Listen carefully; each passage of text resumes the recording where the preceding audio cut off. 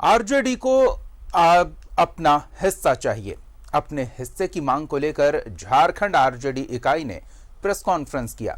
इस press conference के माध्यम से आरजेडी ने क्या बताया है, क्या है आरजेडी की मांग, आपको हम ये रिपोर्ट दिखाते हैं कि आरजेडी आखिर किस तरह की हिस्सेदारी चाह रही है। आरजेडी को चाहिए हक, बोर्ड निगम और आयोग में चाहिए हिस्सा। आरजेडी बुलंद कर रहा हक की आवाज। 6 जिलों में चाहिए 20 सूत्री उपाध्यक्ष। बोर्ड निगम में भी चाहिए हिस्सेदारी। झारखंड में सरकार का सहयोगी आरजेडी अपने हक की आवाज बुलंद कर रहा है। अपनी मांगों को आरजेडी ने एक प्रेस वार्ता के माध्यम से सामने रखा। सुन लीजिए आरजेडी की मांग। बोर्ड निगम में उचित भागीदारी मिले और 7 जगह में 29 प्रखंड आता है, आज 6 जिला आते हैं, तो 6 जिला में जिला का उपाध्यक्ष राष्ट्रीय जनता दल को मिले और 29 प्रखंडों में प्रखंड अध्यक्ष, प्रखंड विसूत्री का प्रखंड अध्यक्ष जो है वो राष्ट्रीय जनता दल को मिले। कोई प्रेशर नहीं है। मैं समझता हूं कि इससे ज़्यादा जेन्युइन डिमांड और कुछ हो नहीं सकता। हम कहीं अधिक नहीं मांग रहे हैं। हम 7 विधानसभा क्षेत्रों से चुनाव लड़े थे, 1 में जीत हासिल हुई, 6 में हम दूसरे स्थान पर थे। हम 7 विधानसभा क्षेत्र से आगे नहीं बढ़ रहे हैं। 7 विधानसभा के 6 जिलों में 20 सूत्री उपाध्यक्ष की मांग। पलामू, चतरा, कोडरमा, हजारीबाग, देवघर और गोड्डा में 20 सूत्री उपाध्यक्ष की मांग। 6 जिलों के 29 ब्लॉक में 20 सूत्री अध्यक्ष पद की मांग। वहीं इस मामले में आरजेडी की तरफ से अपना हिस्सा मांगे जाने पर जेएमएम और कांग्रेस ने कहा है कि जो आरजेडी का वाजिब हक है उसे जरूर मिलेगा। राजद हमारा यहाँ चूंकि सहयोगी दल है तो राजद चिंता ना करे, संख्या ना बताए और उनके आकांक्षा से ज्यादा उनको मिलेगा।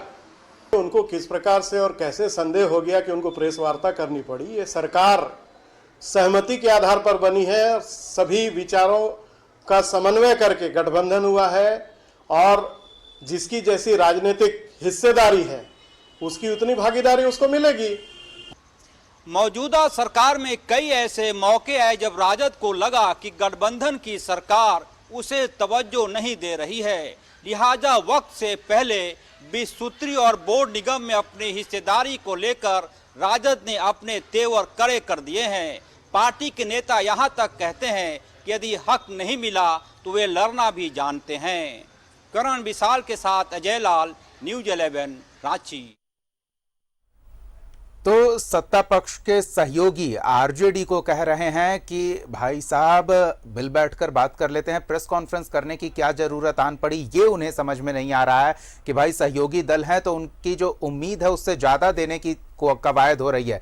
फिर आरजेडी की ओर से प्रेस कॉन्फ्रेंस कर संख्या गिनाने की क्या आवश्यकता पड़ गई। हमारे सहयोगी अजय लाल जुड़ रहे हैं, हम सीधे उनका रुख करेंगे और उनसे जानेंगे कि आखिर ये प्रेशर पॉलिटिक्स सहयोगियों के बीच में क्यों और क्या वाकई आरजेडी इतना दमखम रखती है कि वो संख्या बल बताकर दबाव बना सकती है अन्य सहयोगियों पर। अजय।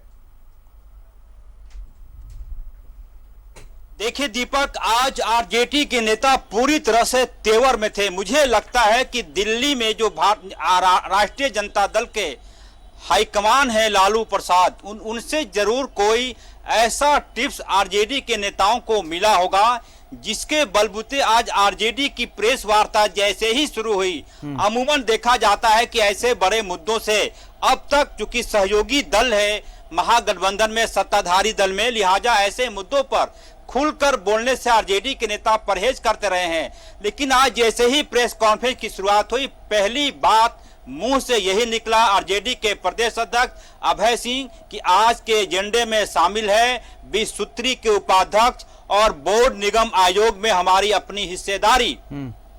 हमने जानना चाहा, न्यूज 11 की टीम ने जानना चाहा कि क्या ऐसी कौन सी बात हो गई कि आपको डाउट हुआ कि आपको अपनी हक नहीं मिलेगी। तो अभय सिंह जो आरजेडी के प्रदेश अध्यक्ष हैं, चाहे वरिष्ठ नेता राधा कृष्ण किशोर जी हों, उनका इशारा था कि जिस प्रकार से कांग्रेस के नेता दिल्ली में राजनीति कर रहे हैं 20 सूत्री को लेकर, लिहाजा हमें अपना हक है कि हम भी इस प्रकार की मांग करें। और राधा कृष्ण किशोर ने बजाबता महागठबंधन को, मौजूदा सरकार को अंक गणित भी समझाया कि हमने 7 सीटों पर विधानसभा का चुनाव लड़ा था, तो वो 7 सीटें 6 जिलों के अधीन आता है, लिहाजा 6 जिलों में आप कम से कम 20 सूत्री का उपाध्यक्ष का पद आरजेडी को मिलना चाहिए। और इन 6 जिलों में जो 29 ब्लॉक हैं, वहां पे 20 सूत्री का अध्यक्ष आरजेडी का होना चाहिए। देखिए, ये तमाम बातें ऑन रिकॉर्ड थी दीपक। जब प्रेस कॉन्फ्रेंस खत्म हुआ, उसके बाद ऑफ द रिकॉर्ड यहां तक कहा गया कि यदि लड़ने की जरूरत पड़ेगी तो हम लड़ेंगे भी।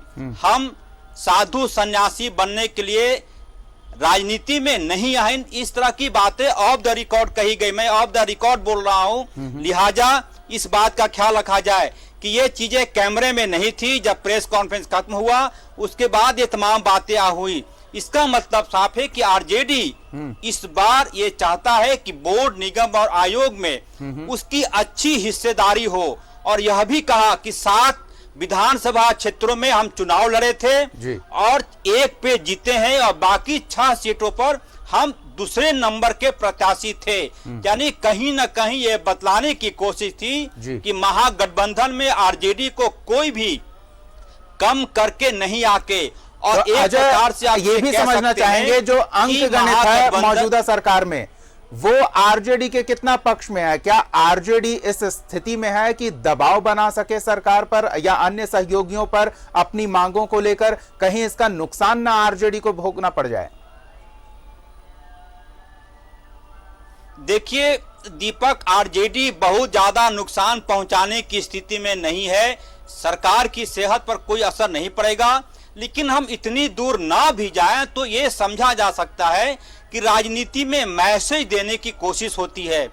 मौजूदा सरकार भी नहीं चाहेगी कि इकलौता सहयोगी जो सत्यानंद भोक्ता है आरजेडी की तरफ से कैबिनेट में मंत्री, उनकी कुर्सी पर किसी प्रकार का कोई खतरा हो। यदि ऐसा होता है तो विरोधी दल, खासकर भारतीय जनता पार्टी, तरह तरह से इसकी विवेचना करने लग जाएंगे। तो वो तो दूर की बात है कि क्या होता है, लेकिन आपने बिल्कुल सही कहा कि आरजेडी अपने इकलौते विधायक से सरकार की सेहत पर बहुत ज्यादा कोई असर नहीं डाल सकता। चलिए तो देखते हैं आरजेडी ने जो मैसेज पहुंचाने की कोशिश की है उसका कितना असर देखने को मिलता है और जो संख्या रखी गई है उस संख्या का कितना ख्याल रखा जाता है। धन्यवाद अजय इस तमाम बातचीत और जानकारी के लिए।